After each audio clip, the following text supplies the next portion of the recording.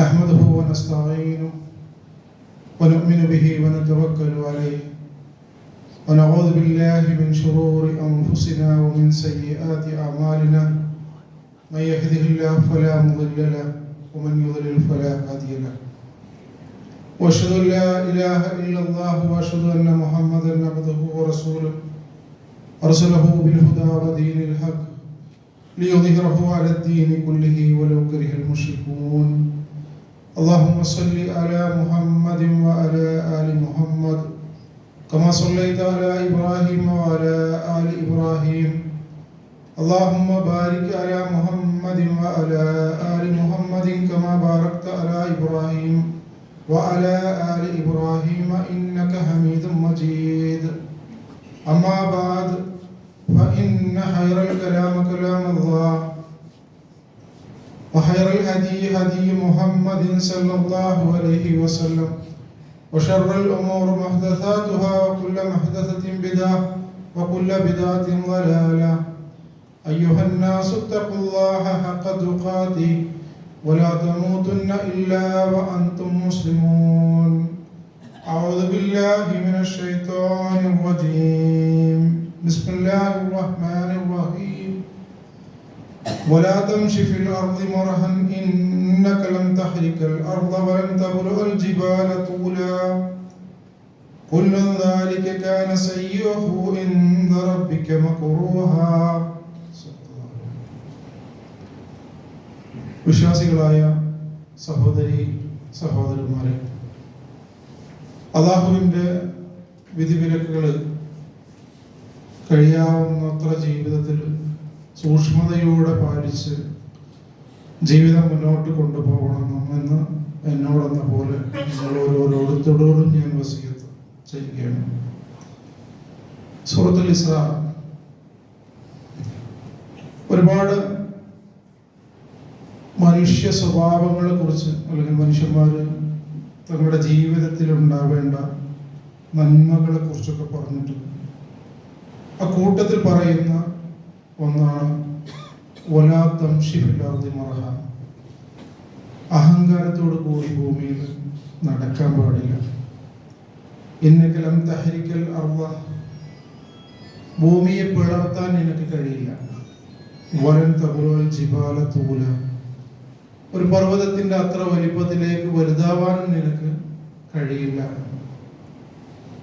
അഹങ്കാരം എന്ന് പറയുന്നത് മനുഷ്യന് അവന്റെ സ്വഭാവത്തിൽ ഉണ്ടാകുന്ന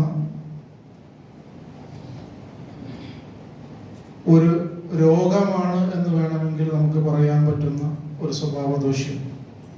പ്രത്യക്ഷത്തിൽ അടയാളങ്ങളൊന്നും കാണാൻ കഴിയാത്ത, എന്തെങ്കിലും തരത്തിലുള്ള ചിഹ്നമോ മറ്റോ കാണിക്കാൻ കഴിയാത്ത, പുറത്ത് കാണാത്ത ഒരു സംഗതിയെ കുറിച്ചാണ് നമ്മൾ പറയുന്നത്. എന്നാൽ അവന്റെ സ്വഭാവത്തിൽ മനസ്സിന്റെ ഉള്ളിൽ അടക്കി പിടിച്ച, ശരീരത്തിൻ്റെ ഉള്ളിൽ, മനസ്സ് എന്ന് പറഞ്ഞാൽ അങ്ങനെയാണ്, നമ്മൾ കാണാത്ത നമ്മുടെ ശരീരത്തിലുള്ള ഒരു സംഗതി, അതിൻ്റെ ഉള്ളിൽ നമ്മുടെ തോന്നലുകളായിട്ടോ നമ്മുടെ വിചാരങ്ങളൊക്കെ ആയിട്ട് പുറത്തേക്ക് വരുന്ന ഒരു വികാരമാണ് അത്. എന്താണ് എന്ന് പ്രത്യക്ഷത്തിൽ കാണാൻ കഴിയില്ലെങ്കിൽ പോലും അതിൻ്റെ ലക്ഷണങ്ങൾ എന്തൊക്കെയാണ് എന്ന് നമുക്ക് ചിലപ്പോൾ കണ്ടെത്താൻ കഴിഞ്ഞു എന്ന് വരാം. റസൂൽ സല്ലല്ലാഹു അലൈഹി വസല്ലമയോട് സഹാബികൾ ഇത് പറഞ്ഞപ്പോൾ ചോദിച്ചു, എന്താണ് അല്ലാഹുവിന്റെ റസൂലെ ഈ അഹങ്കാരം എന്ന് പറയുന്നത്? ലാ യദ്ഖുലുൽ ജന്നത മൻ കാന ഫീ ഖൽബിഹി മിസ്ഖാല ദർറത്തിൻ മിൻ കിബ്ർ, ഒരു അണു അളവ് കിബറുള്ള ഒരു മനുഷ്യൻ സ്വർഗത്തിലേക്ക് കടക്കുകയില്ല എന്ന് പറഞ്ഞപ്പോൾ സഹാബികൾ ചോദിച്ചു, ഇന്ന റജുല യുഹിബ്ബു അൻ യകൂന സൗബഹു ഹസനൻ വനാലുഹു ഹസന, ഒരു മനുഷ്യൻ അയാളുടെ വസ്ത്രം നന്നാവണമെന്നും അയാളുടെ ചെരുപ്പ് അല്ലെങ്കിൽ ഒരു നല്ല ചെരുപ്പ് ധരിക്കണമെന്നൊക്കെ ആഗ്രഹിക്കുന്നത് കിബറിൽ പെടുമോ എന്ന് സഹാബികളിൽ ഒരാൾ റസൂൽ സല്ലല്ലാഹു അലൈഹി വസല്ലമയോട് ചോദിച്ചു. ഖാല, റസൂൽ സല്ലല്ലാഹു അലൈഹി വസല്ലം മറുപടി പറഞ്ഞു, ഇന്നല്ലാഹ ജമീലുൻ യുഹിബ്ബുൽ ജമാൽ. അല്ലാഹു അതിസുന്ദരനാണ്, ഭംഗിയെ അല്ലാഹു ഇഷ്ടപ്പെടുന്നുണ്ട് എന്നാണ്. അപ്പൊ ഒരു മനുഷ്യൻ അലങ്കാരത്തോടെ നടക്കുക എന്ന് പറയുന്നത് അതൊരു ഡംബ് അല്ല, അതൊരു അഹങ്കാരവുമല്ല എന്നുള്ളത്. എന്നാൽ റസൂൽ പറഞ്ഞു, അൽ കിബ്റു ബത്റുൽ ഹഖ് വ അൻതുൻ നാസ്. കിബ്ർ എന്ന് പറഞ്ഞാൽ സത്യത്തെ നിരസിക്കലാണ് അല്ലെങ്കിൽ നിഷേധിക്കലാണ്. അതോടൊപ്പം തന്നെ മനുഷ്യരെ അവഗണിക്കുകയും ചെയ്യുക എന്നുള്ളതാണ്. ഒരു സത്യം തങ്ങളുടെ മുമ്പിലേക്ക് വരുമ്പോൾ അതെനിക്ക് സ്വീകാര്യ യോഗ്യമല്ല എന്ന് പറഞ്ഞിട്ട് തള്ളിക്കളയുക, മനുഷ്യരെ അവഗണിക്കുക. അത് സാധാരണഗതിയിൽ നമുക്ക് മനസ്സിലാവുന്ന ഒരു സംഗതിയാണ്. നമ്മളെക്കാൾ താഴ്ന്നവർ എന്ന് പറയുന്ന, അല്ലെങ്കിൽ സമൂഹത്തിൽ താഴ്ന്നു നിൽക്കുന്നവർ എന്ന് തോന്നുന്ന, സാമ്പത്തികമായോ മറ്റോ അവരുടെ സ്റ്റാറ്റസ് അനുസരിച്ച് പിന്നിലാണ് എന്ന് തോന്നുന്ന ഒരാള് നമ്മുടെ മുമ്പിലേക്ക് ഒരു കാര്യം അവതരിപ്പിക്കപ്പെടുമ്പോൾ, അല്ലെങ്കിൽ അയാളൊരു സത്യം വിളിച്ച് പറയുമ്പോൾ, അതല്ലെങ്കിൽ നിങ്ങളോടൊരു ഉപദേശവുമായിട്ട് വരുമ്പോൾ, നീ ആരടാ അത് പറയാമെന്ന് ചോദിക്കുന്ന ഒരു സ്വഭാവം. ഇതൊരു പക്ഷെ അറിഞ്ഞോ അറിയാതെ, എത്ര കിബറില്ല എന്ന് പറയുന്ന ആളുകളും അറിഞ്ഞോ അറിയാതെയോ അവന്റെ ജീവിതത്തിലേക്ക് കടന്നു വരുന്ന ഒരു സംഗതിയാണ്. ചില സന്ദർഭത്തിലെങ്കിലും നമുക്കത് അനുഭവപ്പെടാം, അയാൾ ആരാണ് അത് ചോദിക്കാനുള്ളത്. എന്തുകൊണ്ടാണ് അങ്ങനെ ഒരു സ്വഭാവ ദൂഷ്യത്തെ മനുഷ്യന്റെ മനസ്സിലേക്ക് വരുന്നത് എന്ന് ചിന്തിക്കുമ്പോൾ, നമ്മൾ അറിയാതെ നമ്മുടെ മനസ്സിൽ കടന്നുകൂടിയിട്ടുള്ള, നമ്മുടെ സ്വഭാവത്തിൽ കടന്നുകൂടിയിട്ടുള്ള അഹങ്കാരം എന്ന് പറയുന്ന ഒരു വസ്തുതയാണ് ഒരു പക്ഷേ നമ്മളെ കൊണ്ട് അങ്ങനെ പറയിപ്പിക്കുന്നത് എന്ന് നമുക്ക് പറയാൻ പറ്റും. ഇബ്ലീസിൽ നിന്നാണല്ലോ ഇത് തുടങ്ങുന്നത്. ആദം നബി അലൈഹിസ്സലാമിനെ അള്ളാഹു സൃഷ്ടിച്ചു. എന്നിട്ട് ആ മനുഷ്യ സൃഷ്ടിക്ക് സുജൂദ് ചെയ്യാൻ വേണ്ടി മലക്കുകളോട് മൊത്തം ആജ്ഞാപിച്ചു. അവിടെ ഉണ്ടായിരുന്ന ഇബ്ലീസിനോടും പറഞ്ഞു. പക്ഷെ ഇബ്ലീസ് പറഞ്ഞത്, ഞാൻ അയാൾക്ക് സുജൂദ് ചെയ്യുകയില്ല. അല്ലാഹു ചോദിക്കുന്നുണ്ട്, നിന്നോട് സുജൂദ് ചെയ്യാൻ കൽപ്പിക്കപ്പെടുമ്പോൾ നീ എന്ത് സംഗതിയാണ് നിന്നെ അതിൽ നിന്ന് തടഞ്ഞത്? ഖാല, ഇബ്ലീസ് പറയുന്നു, അന ഖൈറും മിൻഹു ഖലഖ്നി മിൻ നാർ വഖലഖ്തുഹു മിൻ തീൻ. ഞാൻ ഖൈറും മിൻഹു, അവനേക്കാൾ ഉന്നതൻ ഞാനാണ്, അല്ലെങ്കിൽ അവനേക്കാൾ ഉത്തമൻ ഞാനാണ്. ഖലഖ്തനി മിൻ നാർ, എന്നെ തീ കൊണ്ടാണ് സൃഷ്ടിച്ചിട്ടുള്ളത്. വഖലഖ്തുഹു മിൻ തീൻ, അവനെ സൃഷ്ടിച്ചത് വെറും കളിമണ്ണിൽ നിന്നാണ്. അപ്പൊ കളിമണ്ണ് എന്ന് പറയുന്ന ഒരു വസ്തുവിനേക്കാൾ മേലെ നിൽക്കുന്നതാണ് തീ എന്നുള്ളത് കൊണ്ടും, അതിൽ നിന്ന് സൃഷ്ടിക്കപ്പെട്ടവനാണ് ഞാൻ എന്നുള്ളത് കൊണ്ടും, എന്നെക്കാൾ താഴെക്കിടയിലുള്ള മണ്ണിൽ സൃഷ്ടിക്കപ്പെട്ട ഒരു മനുഷ്യന്റെ മുമ്പിൽ ഞാൻ സുജൂദ് ചെയ്യേണ്ടതില്ല എന്ന വാക്യമാണ് ഇബ്ലീസ് പറഞ്ഞത്. ഖുർആന്റെ പ്രയോഗം അങ്ങനെയാണ്. അയാൾ വിസമ്മതിച്ചു, വസ്തക്ബറ, കിബർ നടിക്കുകയും ചെയ്തു എന്നുള്ളത്. ഇതിന് ചരിത്രത്തിൽ നമ്മളങ്ങനെ കണ്ണോടിച്ച് പോയി കഴിഞ്ഞാൽ ഓരോ പ്രവാചകന്റെ കാലഘട്ടം എടുത്ത് പരിശോധിക്കുമ്പോഴും ഈ പ്രവാചകന്മാരുടെ പ്രബോധനത്തിന് ജനങ്ങൾ വിലങ്ങ് തടിയായിരുന്നത് എന്തിന്റെ പേരിലാണ് എന്ന് നമുക്ക് കാണാൻ കഴിയും. നമ്മൾ നേരത്തെ പറഞ്ഞു, സത്യത്തെ അവഗണിക്കുക എന്നുള്ളത്. ആ സത്യത്തെ അവഗണിക്കാനുള്ള കാരണങ്ങൾ എന്താണ്? നൂഹ് നബി അലൈഹിസ്സലാമിന്റെ ചരിത്രത്തെ കുറിച്ച് പറയുന്നു. ഖുർആൻ പറയുന്നത്, ഖാലൽ മലഉല്ലദീന കഫറു മിൻ ഖൗമിഹി. നൂഹ് നബി അലൈഹിസ്സലാമിന്റെ ജനതയിൽപ്പെട്ട ഉന്നതരായ ആളുകൾ, വലിയ മഹിമയുള്ള ആളുകൾ, അവർ പറഞ്ഞു, മാ നറാക ഇല്ലാ ബശറ. നൂഹേ, നിന്നെ ഞങ്ങൾ ഒരു മനുഷ്യൻ മാത്രമായിട്ടാണ് കാണുന്നത്. ഇല്ല ബശറൻ മിസ്ലുന, ഞങ്ങളെ പോലുള്ള ഒരു മനുഷ്യൻ മാത്രമായിട്ട്. വമാ നറാക തബാക ഇല്ലല്ലദീന ഹും അറാദിലുനാ ബാദിയ റഅയ്. ഞങ്ങളുടെ അഭിപ്രായത്തിൽ വളരെ താഴ്ന്ന നിലയിൽ കിടക്കുന്ന, അധസ്ഥിതരായ, അല്ലെങ്കിൽ താഴ്ന്ന വർഗത്തിൽപ്പെട്ട, അല്ലെങ്കിൽ ഒരു കഴിവും സാമ്പത്തികമായിട്ട് പുരോഗതി ഇല്ലാത്ത സമൂഹത്തിൽ ഉന്നത ശ്രേണിയിലൊന്നും ഇല്ലാത്ത പാവപ്പെട്ട പിന്നോക്കം നിൽക്കുന്ന ആളുകളാണ് നിന്നെ പിൻപറ്റിക്കൊണ്ടിരിക്കുന്നത്.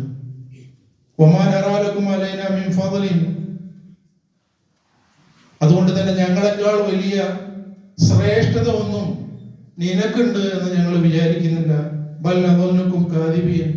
പക്ഷെ ഞങ്ങൾ മനസ്സിലാക്കുന്നത് നീ കള്ളം പറയുന്ന ആളാണ് എന്നാണ്. അപ്പൊ തങ്ങളെക്കാൾ അധസ്ഥിതരായ ആളുകൾ, താഴെ കിടക്കുന്ന ആളുകൾ, എപ്പോഴും പ്രവാചകന്മാരുടെ പ്രബോധനത്തിന് മറുപടി കൊടുത്തിരിക്കുക. ഏത് കാലഘട്ടത്തിലും നമ്മൾ മനസ്സിലാക്കേണ്ടത് താഴേക്കിടയിലുള്ള ആളുകളായിരിക്കുമെന്ന്. കഷ്ടപ്പെടുന്ന, അടിച്ചമർത്തപ്പെടുന്ന, പാർശ്വവൽക്കരിക്കപ്പെട്ട ജനങ്ങൾ എന്ന് പറയുന്ന ഒരു സമൂഹമായിരിക്കും എപ്പോഴും ഇവരുടെ പിന്നാലെ ഉണ്ടാവുന്നത്, അല്ലെങ്കിൽ സത്യത്തെ ആദ്യം മനസ്സിലാക്കുന്ന ആളുകൾ. അങ്ങനെയുള്ള ആളുകൾ കടന്നു വന്ന ഒരു പാർട്ടിയിലേക്ക് വരാൻ അതിന് മാത്രം സാമൂഹികമായി പിന്നോട്ട് നിൽക്കുന്നവരല്ല ഞങ്ങൾ. അല്ലെങ്കിൽ ഞങ്ങളുടെ സ്റ്റാറ്റസ്, ഞങ്ങളുടെ മഹിമയും ഒക്കെ വെച്ചിട്ട് നിന്റെ കൂടെ പ്രവർത്തിക്കാൻ പര്യാപ്തമായ, നിങ്ങളുടെ കൂടെ കൂടാൻ പര്യാപ്തരായ ആളുകളല്ല ഞങ്ങൾ. ഞങ്ങൾ അതിനേക്കാൾ ഒരു പടി മുമ്പിൽ നിൽക്കുന്ന ആളുകളാണ് എന്ന് ആ സമൂഹം, ഉന്നതൻ എന്ന് പറയുന്ന ഒരു സമൂഹം നൂഹ് നബി അലൈഹി സ്വലാമിനോട് പറഞ്ഞു വന്നു. ഇത് കാലഘട്ടത്തിൽ മുഴുവൻ, എല്ലാ കാലഘട്ടത്തിലും ആവർത്തിച്ചു കൊണ്ടിരിക്കുന്ന ചരിത്രം, ഇങ്ങനെ വീണ്ടും വീണ്ടും ആവർത്തിച്ചു കൊണ്ടിരിക്കുന്ന ഒരു സംഗതിയായിട്ട് നമുക്ക് മനസ്സിലാക്കാൻ കഴിയുമെന്ന്. മൂസാ നബി അലൈഹി സ്വലാമിന്റെ ചരിത്രം നമുക്കറിയാം. ഫിറൗനെ കുറിച്ച് പറഞ്ഞത് എന്താണ്? അല്ല, ഫിറൗൻ പറഞ്ഞതാണ് ഭൂമിയിൽ ഉന്നതി നടിച്ച ഫിറൗൻ എന്ന് പറഞ്ഞത്. ഖുർആൻ പറഞ്ഞത് അങ്ങനെയാണ്. ഭൂമിയിൽ ഉന്നതി നടിച്ച വലിയവനാണ് എന്ന് വീരവാദം പറഞ്ഞവനാണ് ഫിറൗൻ. ആ ഫിറൗന്റെ അടുക്കലേക്കാണ് മൂസാ നബി അലൈഹി സ്വലാമിനോട് അല്ലാഹു ദൗത്യവുമായിട്ട് പോവാൻ പറയുന്നത്. റബ്ബുക്കുമുല്ലാഹ്, ഞാനാണ് എല്ലാത്തിന്റെയും റബ്ബ്. ഒരു ദൈവവിശ്വാസിയായ സമൂഹമായിരുന്നു അവരെന്ന് പറയാം. നിങ്ങൾ ദൈവത്തെ ആരാധിച്ചോളൂ, നിങ്ങൾ സൂര്യനെയോ ചന്ദ്രനെയൊക്കെ മുമ്പിൽ കുമ്പിട്ടോളൂ, അല്ലെങ്കിൽ ബിംബങ്ങൾക്ക് മുമ്പിൽ നിങ്ങൾ തലകുനിച്ചോളൂ, അതൊന്നും എനിക്ക് കുഴപ്പമില്ല. പക്ഷെ അതിനേക്കാളൊക്കെ മുകളിൽ നിൽക്കുന്നവൻ ഞാനാണ് എന്ന് പറയുന്ന ഫിറൗൻ. ഇബ്രാഹിം നബി അലൈഹി സ്വലാമിന്റെ കാലഘട്ടത്തിലേക്ക് വരുമ്പോഴും അങ്ങനെ തന്നെയാണ് കാണുന്നത്. ദൈവങ്ങളുടെ പ്രതീകങ്ങൾ അവിടെയുണ്ട്. ആ പ്രതീകങ്ങളെ അനുസരിക്കുന്ന ആളുകൾ, അതിന്റെ അപ്പുറത്തേക്കുള്ള ഒരു നമ്രൂദ് രാജാവായിട്ട് അവിടെ വാണുകൊണ്ടിരിക്കുന്നു എന്നത്. ഫിറൗന്റെ മുമ്പിൽ മൂസാ നബി അലൈഹി സ്വലാമിനെ പ്രബോധനം ചെയ്യുമ്പോൾ അവർ ചോദിക്കുന്നുണ്ട്, ഇതുപോലത്തെ രണ്ട് മനുഷ്യന്മാര് കണ്ടിട്ടാണോ ഞങ്ങൾ നിന്റെ മതത്തിലേക്ക്, അല്ലെങ്കിൽ നിന്റെ സത്യത്തിലേക്ക്, നീ വിളിക്കുന്ന ഈ ദീനിലേക്ക് വരേണ്ടത്?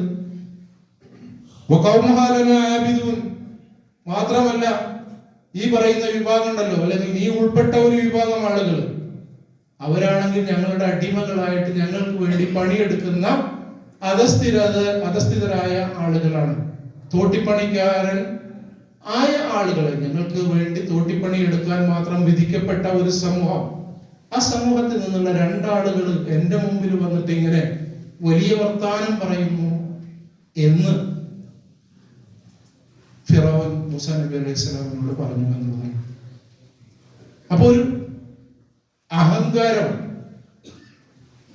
മനസ്സിൽ നിന്ന് ഇങ്ങനെ പുറത്തേക്ക് വരുന്ന ഒരു അവസ്ഥയാണ് അവിടെ ഉണ്ടായിരുന്നത് എന്നത്. റസൂൽ സല്ലല്ലാഹു അലൈഹി വസല്ലമയുടെ ചരിത്രം നമ്മൾ പരിശോധിക്കാം. റസൂൽ സല്ലല്ലാഹു അലൈഹി വസല്ലമ മക്ക ഖുറൈശികളായ ആളുകൾ, ഏകാലത്തും അഹന്ത നടിക്കുന്ന ആളുകൾ ഞങ്ങളാണ്. ഒന്ന്, അവരുടെ അഹങ്കാരം കാബ എന്നുള്ളത് അവരുടെ കയ്യിലുണ്ട് എന്നുള്ളത് തന്നെയാണ്.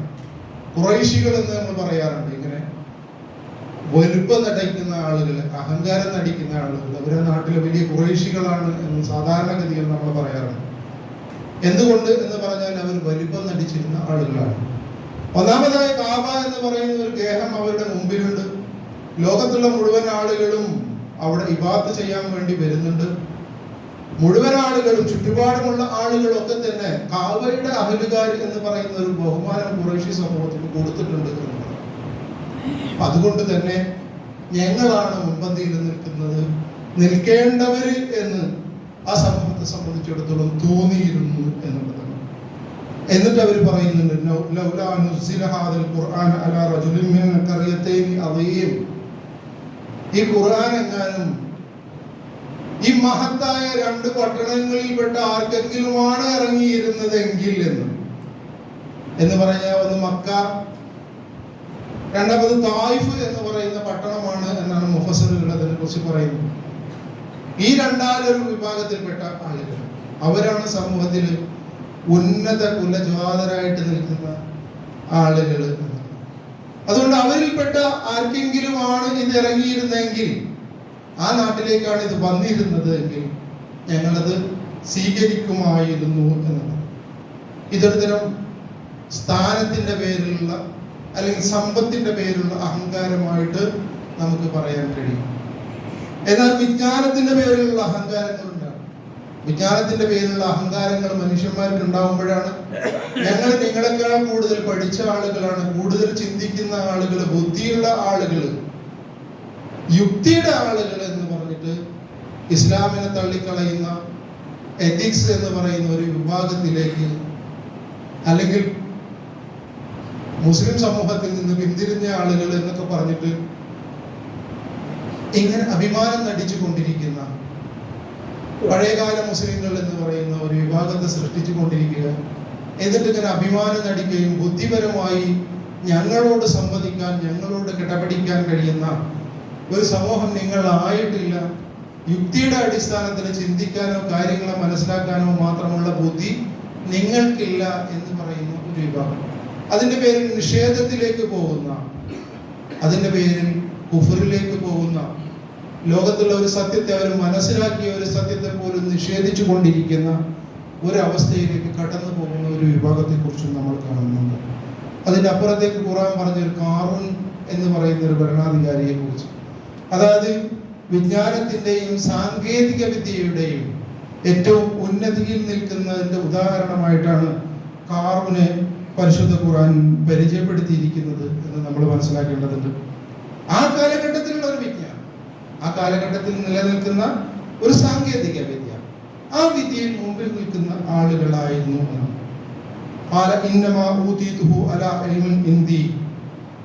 എന്റെ വിവരം കൊണ്ടാണ്, എന്റെ വിവരം കൊണ്ട് അല്ലെങ്കിൽ എന്റെ കഴിവ് കൊണ്ട്.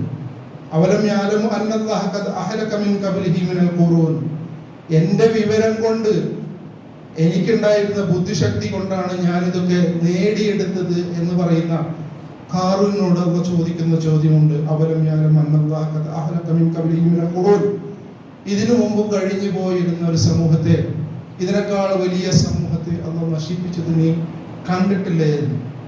മൻഹു അശദ്ദു മിൻഹു ഖുവ്വ, അവർ നിന്നെക്കാൾ കൂടുതൽ ശക്തിയുള്ള ആളുകളായിരുന്നു. അപ്പൊ സാങ്കേതിക വിദ്യയിൽ മികവ് നിൽക്കുന്ന ഒരു സമൂഹത്തിന്റെ അഹങ്കാരം നടിച്ചിരുന്ന ഒരു സമൂഹത്തിനോട് പരിശുദ്ധ ഖുർആൻ ചോദിക്കുന്ന ചോദ്യമാണ്. ചരിത്രത്തിൽ ഇതിങ്ങനെ നോക്കിക്കഴിഞ്ഞാൽ എല്ലാവരും, ഇബ്ലീസ് ഏതായാലും സ്വർഗത്തിൽ നിന്ന് പുറത്താക്കപ്പെട്ടു, ഭൂമിയിലേക്ക് അയക്കപ്പെട്ടു. എല്ലാ സമൂഹത്തിലെ ആളുകളെയും, ജനസമൂഹത്തിലെ മുഴുവൻ സൃഷ്ടിയെയും ഞാൻ വഴിപിഴപ്പിക്കുമെന്ന് ഇബ്ലീസ് പറഞ്ഞെങ്കിലും അല്ലാഹു പറഞ്ഞു, എന്റെ സച്ചരിതരായ അടിമകൾ അവിടെയുണ്ട്, സത്യത്തെ മനസ്സിലാക്കുന്ന ആളുകൾ, ആ മനുഷ്യന്മാരെ തൊടാൻ എനിക്ക് സാധ്യമല്ല എന്നുള്ളത്. ഫിറഔന്റെ പതനം നമുക്കറിയാം. അങ്ങനെയൊക്കെ ആധിപത്യം സ്ഥാപിച്ച് ബനൂ ഇസ്രായേൽ സമൂഹത്തെ അവരുടെ നാട്ടിൽ നിന്ന് ഓടിപ്പായിച്ചിട്ട് നൈൽ നദിയുടെ കരയിൽ നിൽക്കുന്ന നിസ്സഹായരായി നിൽക്കുന്ന ആ സമൂഹത്തിന് അല്ലാഹു സഹായം വാഗ്ദാനം ചെയ്ത് മൂസാ നബി അലൈഹി സ്വലാമിനോട് വടികൊണ്ട് എന്ന് പറയുന്ന ഒരു കൽപ്പന കൊടുത്തതിന്റെ അടിസ്ഥാനത്തിൽ മൂസാ നബി അലൈഹി സ്വലാം വടികൊണ്ട് കടലിനെ അടിക്കുന്നു. ഖുർആൻ പറയുന്നത് അത് രണ്ട് മതിലുകളായിട്ട് പുറത്തേക്കും ഇപ്പുറത്തേക്കും മാറി നിന്ന് ഒരു വഴി അതിൽ രൂപപ്പെടുകയും അവരതിലൂടെ ഇറങ്ങി പോവുകയും ചെയ്തു എന്നാണ്. ആ വലിയ ഫിറഔൻ, വലിയ അഹന്ത നടത്തിയിരുന്ന അന റബ്ബുക്കുമുൽ അഅല, ഞാനാണ് വലിയ പടച്ചോൻ എന്ന് പറഞ്ഞിരുന്ന ഫിറഔനെ അവിടെ മുക്കിക്കൊല്ലുന്ന ഒരു കാഴ്ച നമ്മൾ ചരിത്രത്തിലൂടെ കണ്ടു. കാറൂനെയും നശിപ്പിച്ച് ഖുർആൻ ചോദിക്കുന്നത് എന്താണ്? ഇതിനു മുമ്പുള്ള ഒരു സമൂഹത്തെ, ഇതിനേക്കാൾ വലിയൊരു സമൂഹത്തെ നശിപ്പിച്ചത് നീ കണ്ടിട്ടില്ലേ എന്നുള്ളത്. അവർ നിന്നെക്കാളൊക്കെ ശക്തരായിരുന്നു, ബുദ്ധിയുള്ളവരായിരുന്നു. അല്ലെങ്കിൽ സാങ്കേതികമായിട്ട് മികവ് നൽകുന്ന ആളുകളായി ഇതൊക്കെയും എനിക്ക് ലഭിച്ചത് എൻ്റെ ശക്തി കൊണ്ടാണ് എന്ന് പറയുക, അല്ലെങ്കിൽ ദൈവം എനിക്ക് ചൊരിഞ്ഞു തന്നത് ഇങ്ങനെയുള്ള സാങ്കേതിക വിദ്യ ദൈവം എനിക്ക് തന്നത് ഞാൻ ആ ദൈവത്തിന്റെ അടുത്ത് എന്തെങ്കിലും പ്രത്യേകക്കാരനാണ് എന്നുള്ളത് കൊണ്ട് തന്നെ അള്ളാഹു എന്നെ അല്ലെങ്കിൽ ദൈവം എന്നെ കൂടുതൽ ഇഷ്ടപ്പെടുന്നു എന്നുള്ളത് കൊണ്ടും ഇതെനിക്ക് എന്നെന്നും നിലനിർത്തി തരുമെന്നും ഉള്ള ഒരു വിശ്വാസത്തിൽ അങ്ങനെ പറഞ്ഞു പോയ ഒരു സമൂഹമായിരുന്നു എന്ന് നമ്മൾ വെള്ളിയാഴ്ച സൂറത്തുൽ കാഫിർ ഓതുന്ന ആളുകളാണ്. 4 സന്ദർഭങ്ങൾ കഥകളെ കുറിച്ച് സൂറത്തുൽ കാഫിറിൽ പറയുന്നത് തോട്ടക്കാരന്റെ കഥയാണ് അതിൽ ഏറ്റവും പ്രസക്തമായിട്ട് നിൽക്കുന്നത്. തോട്ടക്കാരൻ പറയുന്നത് ഞാൻ തന്റെ കൂട്ടുകാരനോട് പറയണം, ഞാൻ നിന്നെക്കാൾ കൂടുതൽ സമ്പത്തുള്ളവനാണ്, നിന്നെക്കാൾ കൂടുതൽ സന്താനമുള്ള ഇസ്സത്ത് നടിക്കാനുള്ള പ്രതാപം നടിക്കുന്ന ആളാണ് എന്ന് അയാൾ തന്റെ കൂട്ടുകാരനോട് പറയുന്നു. കൂട്ടുകാരൻ പറയുന്നുണ്ട്, ദൈവത്തെ പടച്ചോനെ മറന്നിട്ട് നീ ഒരു വർത്തമാനം പറയല്ലേ, ഇതൊക്കെ അള്ളാഹു നിനക്ക് അനുഗ്രഹമായിട്ട് തന്നതല്ലേ എന്ന് ചോദിക്കുമ്പോൾ അള്ളാഹു എനിക്ക് ഇങ്ങനെ വർദ്ധിപ്പിച്ച് തന്നിട്ടുണ്ട്, ഇതൊന്നും ഒരു കാലത്തും നശിക്കുമെന്ന് ഞാൻ ഒരിക്കലും മനസ്സിലാക്കുന്നില്ല, ഇത് കാലാകാലം ഇവിടെ നിലനിൽക്കും, കാരണം അള്ളാഹു എന്നെ പ്രത്യേകമായിട്ട് തെരഞ്ഞെടുത്തിരിക്കുന്നു, അതുകൊണ്ടാണ് അള്ളാഹു എനിക്ക് ഇതിനെ തന്നത് എന്ന് അഹങ്കാരത്തോടെ പറയുന്ന മനുഷ്യൻ അതെല്ലാം നശിപ്പിക്കപ്പെടുമ്പോ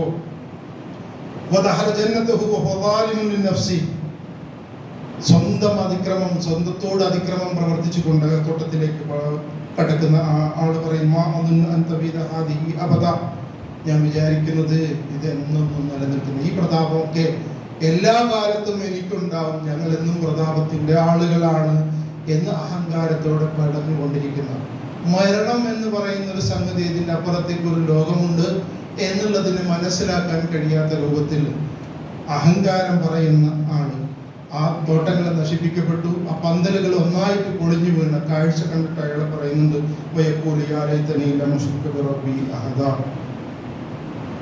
എന്റെ നാശമേ, ഞാൻ പടച്ചോനിൽ പങ്കു ചേർക്കാതിരുന്നെങ്കിൽ എത്ര നന്നായിരുന്നു.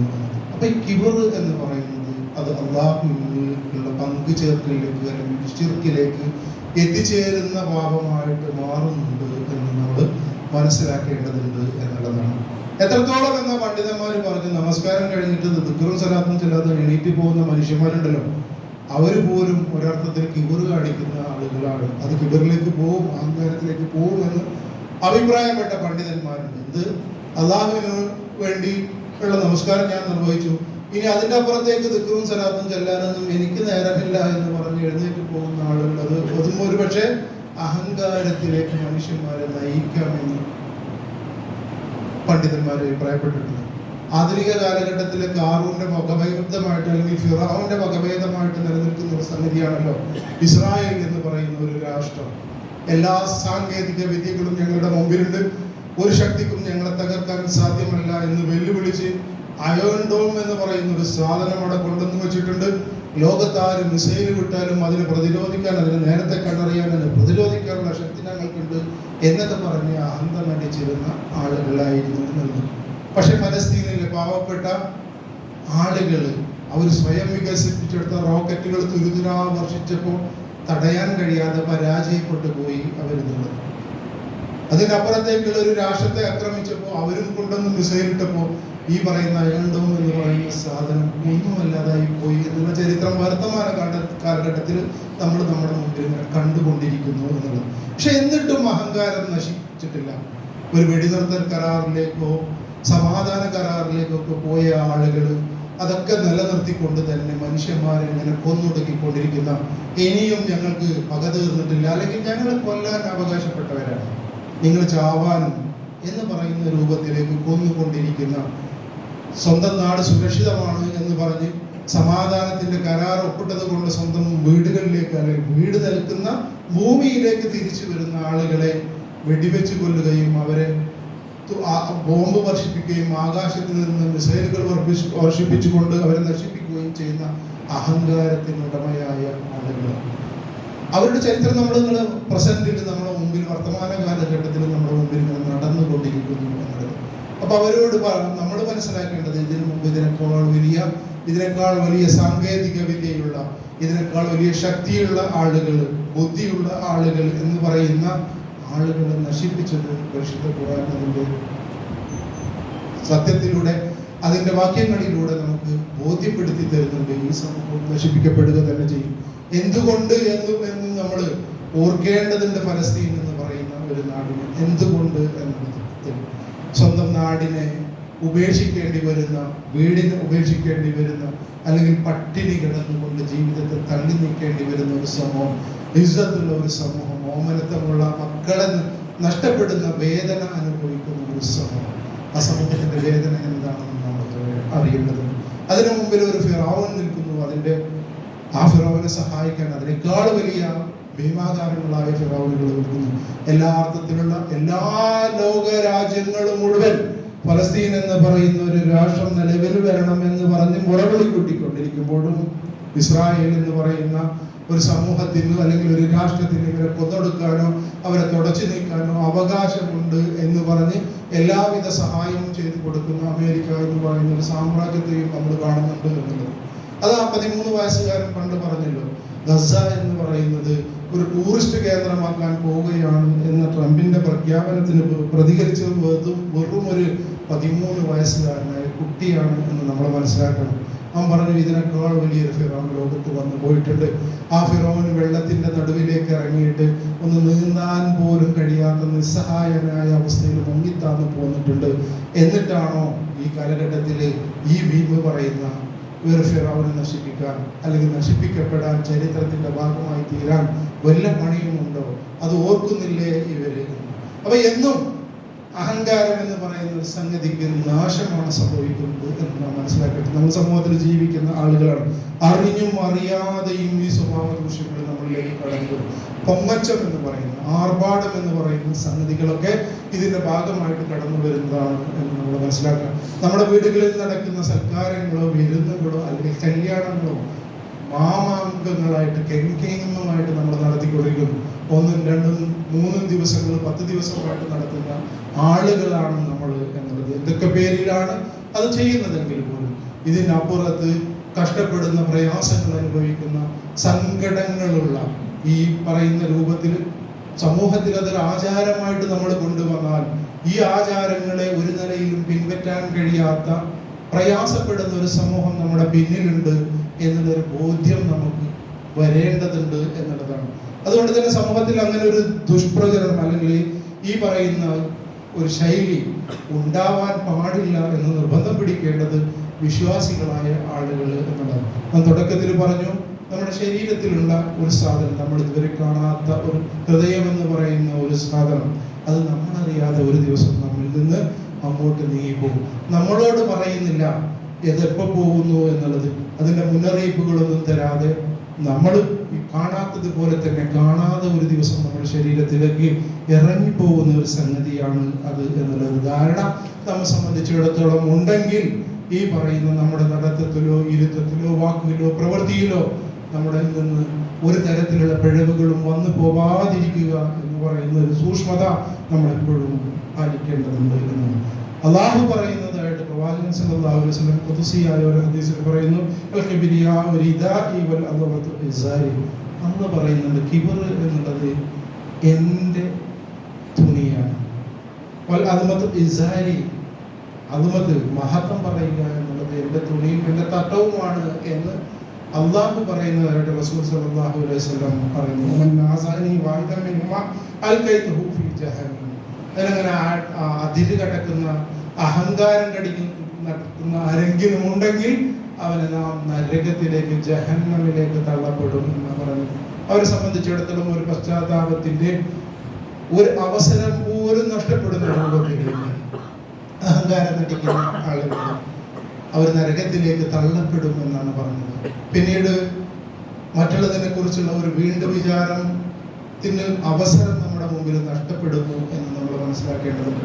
മരണം എന്ന് പറയുന്നത് എപ്പോൾ സംഭവിക്കുന്നു എന്ന് നമുക്കൊരു ഉറപ്പുമില്ലാത്തിടത്തോളം കാലം അഥവാ വന്നു പോയിട്ടുണ്ടെങ്കിൽ നമ്മുടെ മനസ്സുകളൊക്കെ അങ്ങനെ ഉണ്ടെങ്കിൽ